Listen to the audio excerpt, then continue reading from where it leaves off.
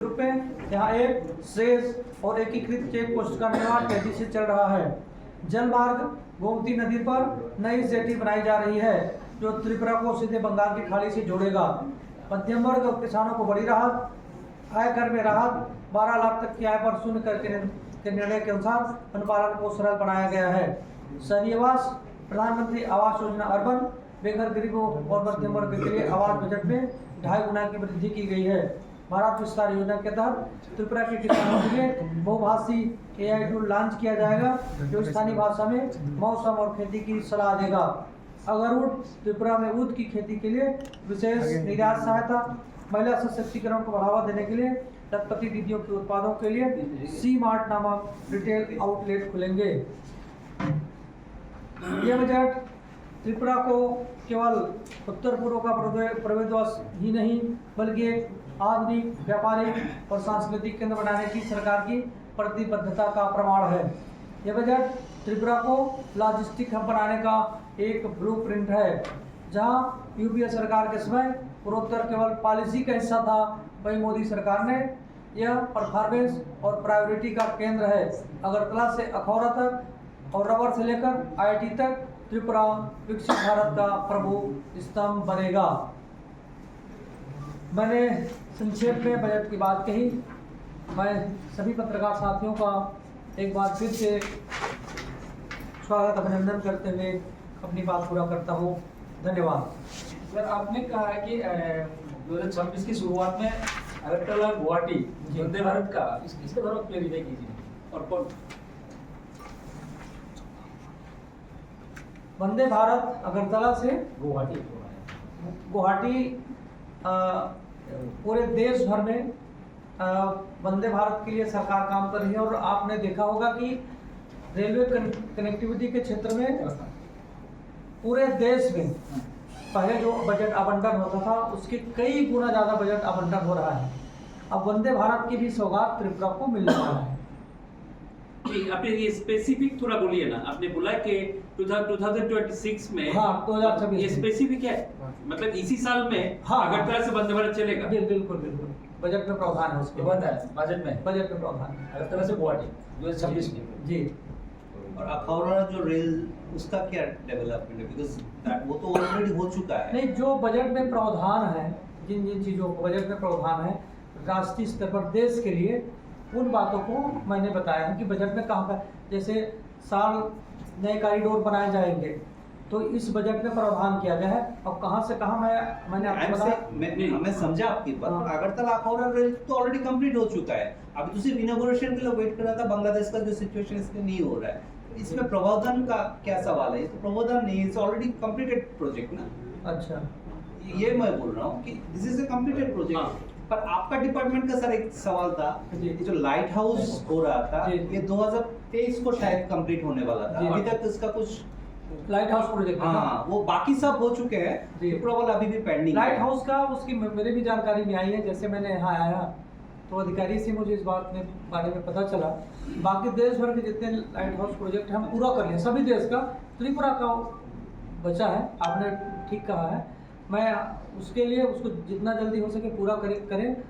2 project हमारा 2 से 3 महीने में वो पूरा कर लेंगे। बीच में जो ठेकेदार है वो काम नहीं कर रहे थे और माननीय मुख्यमंत्री जी से भी मैं इस संबंध में बात किया हूँ कि जो भी तकनीकी दिक्कतें हैं उसे दूर करके उसे हो सके पूरा हो सके ताकि लोगों को उसका लाभ मिले। 2 से 3 महीने में हमारा 1-2 प्रोजेक्ट उसमें पूरा हो जाएगा।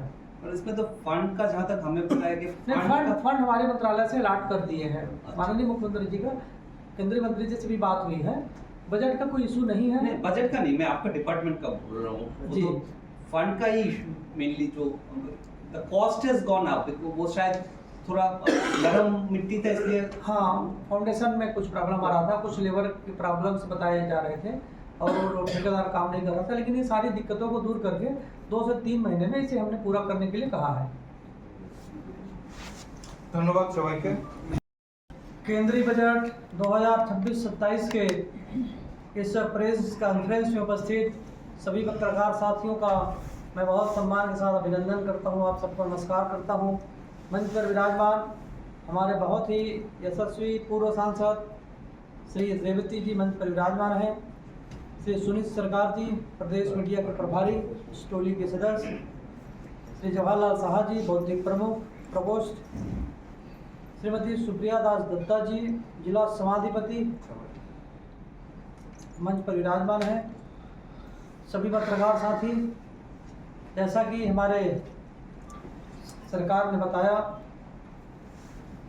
केंद्रीय बजट 2026-27 1 फरवरी को केंद्रीय मंत्री श्रीमती निर्मला सीतारमण जी के द्वारा पेश किया गया। यह बजट एक ऐतिहासिक बजट है। कर्तव्य भवन से पेश किया गया यह देश का पहला बजट है। यह बजट विकसित भारत 2047 के संकल्प को गति और शक्ति देने वाला बजट है।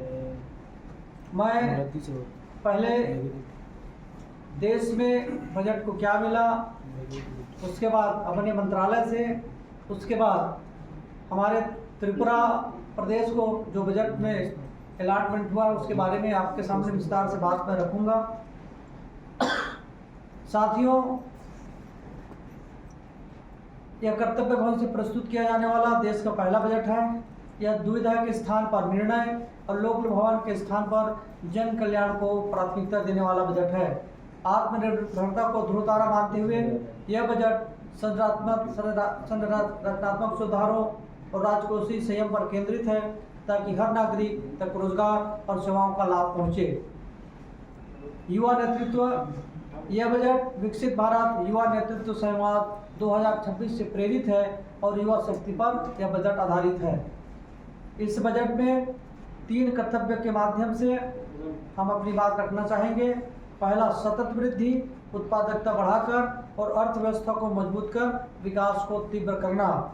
दूसरा, क्षमता निर्माण, जन आकांक्षाओं को पूरा करना ताकि वे भारत की समृद्धि में भागीदारी बने। तीसरा, प्रभावी सुशासन, एआई और उन्नत तकनीकों का उपयोग कर सुशासन को प्रभावी बनाना। रिफॉर्म एक्सप्रेस और विश्वास आधारित शासन, सुधारों की गति। स्वतंत्रता दिवस 2025 के बाद से रिफॉर्म एक्सप्रेस के तहत 350 से अधिक सुधार लागू किए गए हैं। विनियामक सुधार, एक उच्च स्तरीय समिति सभी गैर वित्तीय विनियमों में समीक्षा कर ईज ऑफ डूइंग बिजनेस को बढ़ाएगी। जन विश्वास अधिनियम 2.0 के जरिए छोटे अपराधों को अपराध मुक्त कर ईज ऑफ लिविंग बढ़ाई जाएगी। तकनीकी सुरक्षा, उभरती तकनीकों के लिए सेफ हार्बर प्रावधान निवेश को प्रोत्साहित करेंगे।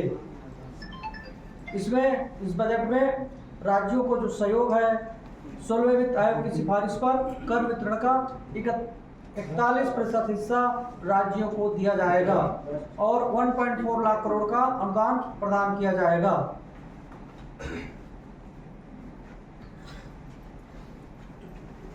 अगले 5 वर्षों में बायोफार्मा शक्ति योजना से 10,000 करोड़ का निवेश किया जाएगा। इसके अंतर्गत 3 नए NIPER बनाए जाएंगे और वैज्ञानिक सुरक्षा के लिए 1000 क्लिनिक साइट स्थापित की जाएगी। रणनीतिक खनिजों की आपूर्ति सुनिश्चित करने के लिए उड़ीसा, केरल, आंध्र प्रदेश और तमिलनाडु में रेयर अर्थ कॉरिडोर बनाए जाएंगे। पूंजीगत वस्तुएं, 2 केंद्रीय सार्वजनिक क्षेत्र के उपक्रम देश में कैपिटल गुड्स की क्षमता को बढ़ाने का कार्य करेंगे। देश में 7 नए हाई स्पीड रेल कॉरिडोर बनाए जाएंगे, जिनमें मुंबई पुणे, पुणे से हैदराबाद, हैदराबाद से बेंगलोर, बेंगलोर से